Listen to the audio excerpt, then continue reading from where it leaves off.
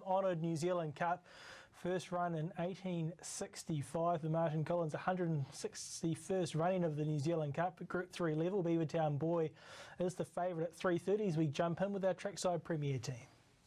The great horse who won a Wellington Cup and, of course, most famously a Melbourne Cup back in 1983. Thad Taylor, we need help with the market. There's a big field. It's a long distance of 3,200 metres. The money is obviously with Beavertown Boy, but what else is closing as we count down?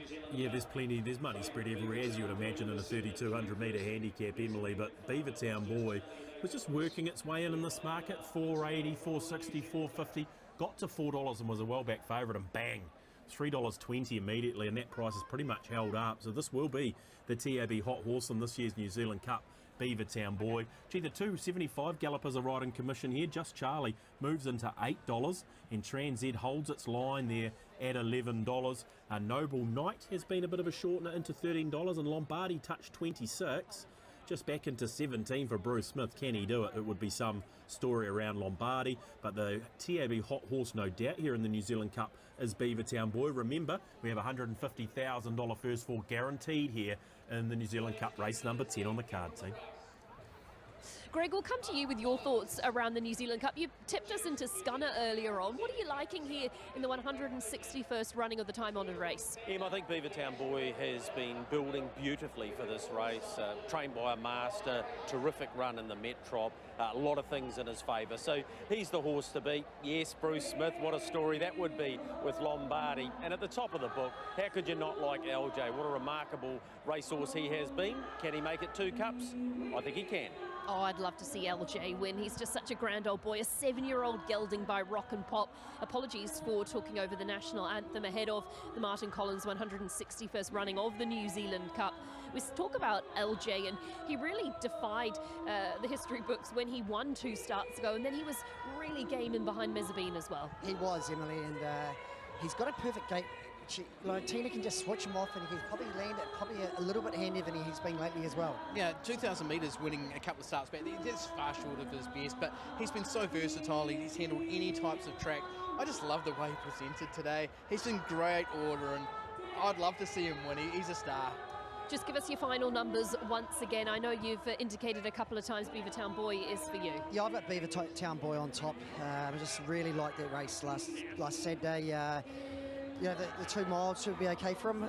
One for a little bit of value. I thought Mayor of Norwood paraded really well, and good Anderton family too.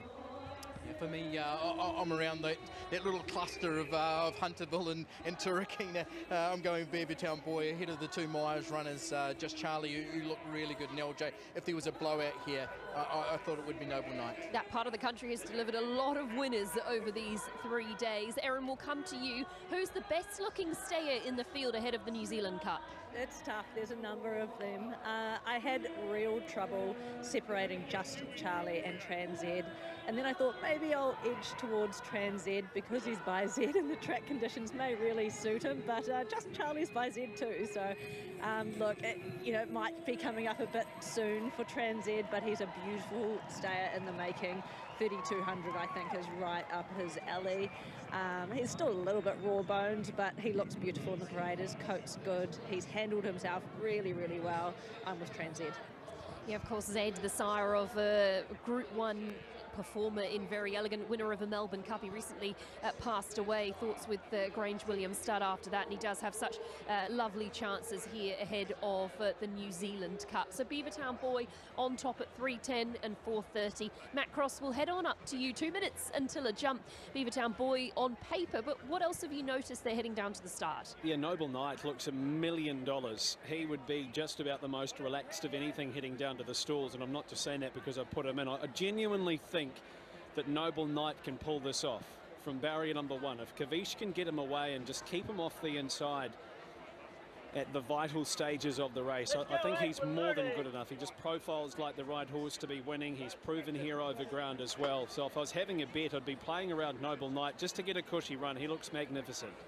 And I love the confidence from the stable during the week when we caught up with trainer Sandy Cunningham. Don't forget about the $150,000 guaranteed first four here ahead of race number 10. You've still got a couple of minutes or a minute and a half to get involved in that. tab.co.nz, that $150,000 guaranteed first four. Thad Taylor, talk to us about late market moves. It keeps coming for Beavertown Boy here. Emily, $3.10 now, so this is extremely well-backed favourite. Mezzabine touched $5.50, back into $4.60, so the money late is suggesting it will be a Favourites Cup. The BGP team have had 20,000 on LJ, so that is the worst way. Liability climbing to 300,000 on the Evergreen LJ, and Just Charlie holds its ground at $8.50, but they like the favourites here late in the Cup, but the hot horse will be Beavertown Boy, your market mover in the New Zealand Cup this year. Race number 10 is not too far away. We've got that all-ending question that we always ask in these races. Who is going to be the first past the post? What's your prediction of speed? I'm lost. I don't know. I don't think they'll be leading on Just Charlie. I can't see him being the leader in the race. Okay, that would be for mine, Emily. Just one aspect of this New Zealand Cup, $400,000 for a New Zealand Cup. Isn't that a great stake? It sure is a great stake, and wonderful for these horses to be involved in. Matt Cross will get on up to you ahead of our race. He's ready to go now, Lombardi, the last two to come forward. Looks as though it's Can He Rock, Sam Spratt. One lashing out in the stalls there toward the inside, having a decent go. Not too sure it is, but it's going off. One of the horses lashing out, drawn toward the inside. Sounds as though it could just about be the horse in barrier 3. Beavertown Boy, so the favourites lashed out badly at the back of the stalls here. Beavertown Boy has an attendant up with him. And are they backing the favourite out? Yes, they are. So Beavertown Boy is being backed out here, the favourite. After lashing out at the back of the stalls, the favourite is going to be vet checked prior to the Cup. Emily, we'll hand it back to you. Yeah, we'll probably get to Erin Leighton there at the gates. Erin, what's happening? We can see the horse trotting up. Yes, Beavertown Boy has just lashed out at the gates a couple of times. He's got his butt up quite high at one point. I think he's okay. The vet's just having a look at him now, so hopefully we'll see him loaded away. I don't think he's taken too much harm from it. He just got a bit fractious. Good stuff. We're watching Beavertown Boy head on up. Kelly Myers hasn't dismounted as of yet, so at this point reasonably positive, and we'll just wait to confirm if Beavertown Boy can head back up to the barriers and load once again. So let's get to Matt Cross now for the running of the New Zealand Cup. The Martin Collins New Zealand Cup of 2024. Stand by for a start. We're set. Awaiting the all clear. New Zealand Cup, they're racing. Away they go. Sporting Chance began beautifully. Just Charlie going forward, away on the front foot. Mezzabine just in behind those. And toward the inside, making a nice start, was Noble Knight with Transzed. So upon settling down, it's Just Charlie and Transzed, the first two. Mezzabine wider from Prince Albie, and then Sporting Chance and Beavertown Boy. Noble Knight next toward the inside at Lombardi, 3 wide early. Can He Rock out deeper, sliding forward on the outside of Beavertown Boy, and LJ on the rail.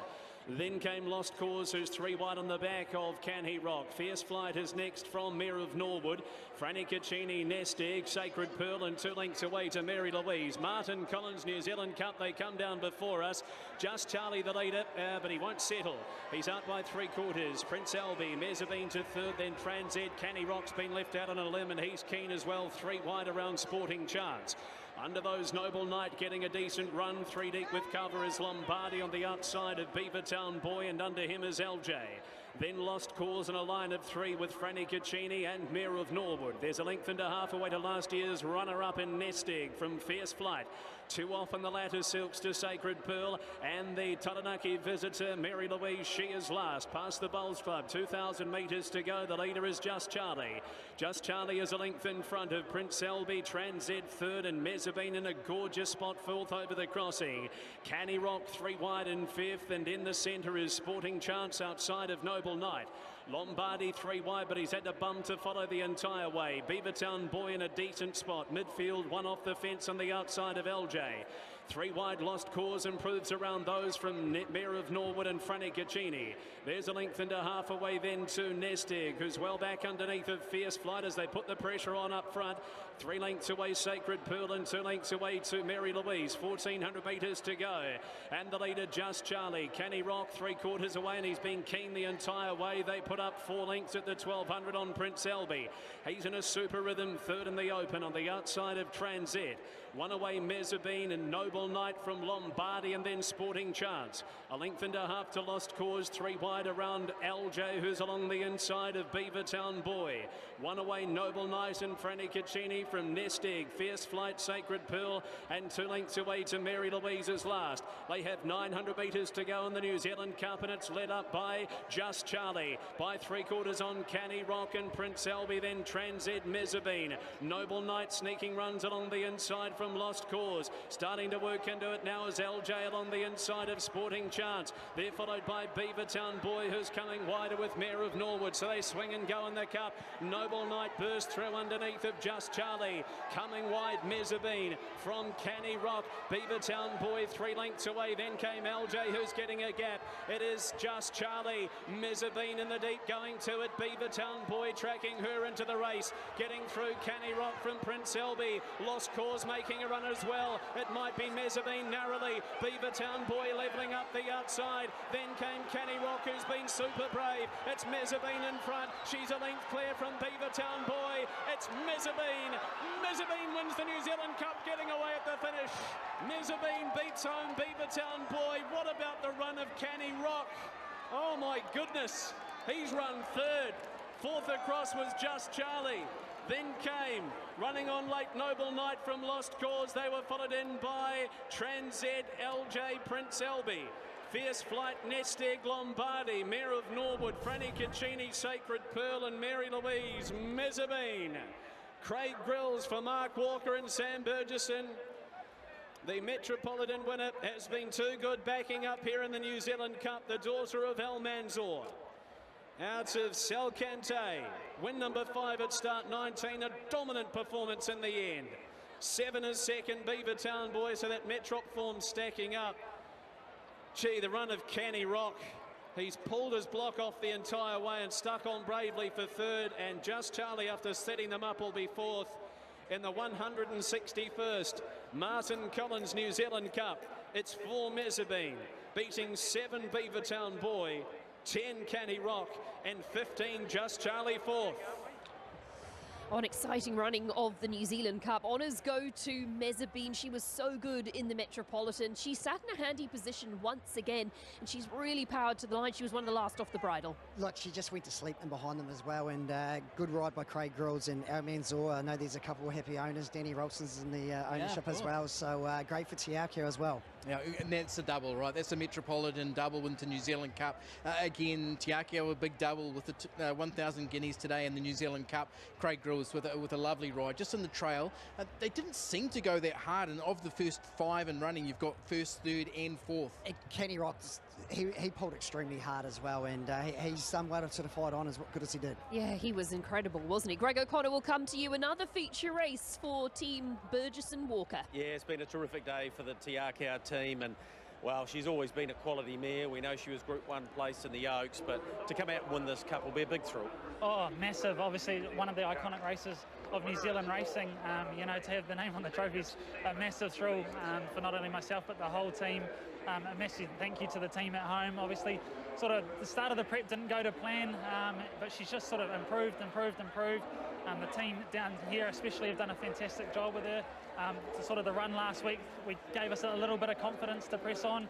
And Hunter and Ashlyn and the team were really pleased with how this week went, and she just seemed to absolutely thrive and bounce through the run. So a fantastic ride, obviously, to get 1-1 from the barrier. She just went to sleep, and she was very strong late, you know, so a fantastic win by the fair play. Yeah, versatile too. Led last week, today sitting just off the speed, but she's actually won pretty comfortably. Yeah, she was really strong through the line, so you think, there's plenty of nice cups coming up. She could, whether in New Zealand or Melbourne, the further the better for her. We've always thought that, and she's just taken a bit of time and she hasn't had the rub of the green at times, but it's fantastic to see those 2 wins especially. What about the ownership group? Oh, fantastic ownership group, sourced by Danny Ralston, New Zealand Bloodstock, obviously a fantastic judge, for some really, really good owners, keen, small-time breeders as well, put a lot into the game there. This will be a massive thrill for them. Xavier and the team at home, Mark's here, and Yasmin, his wife, and there's a really good other quartet of owners in there.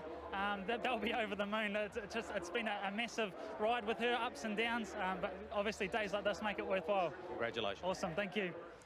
Yeah, the owners including Sarai Stud, the Davises, the Rollistons, Waddells, the Duncans, all in the Melbourne Cup. You can catch that rest of the coverage and continued interviews and look at the New Zealand Cup on Trackside Premier. But as you can see on the big Saturday, we focus in on Newcastle because we're less than a minute away from race number 6. We're glad you think's the 380 favourite as we head on track with our Sky Thoroughbred Central team.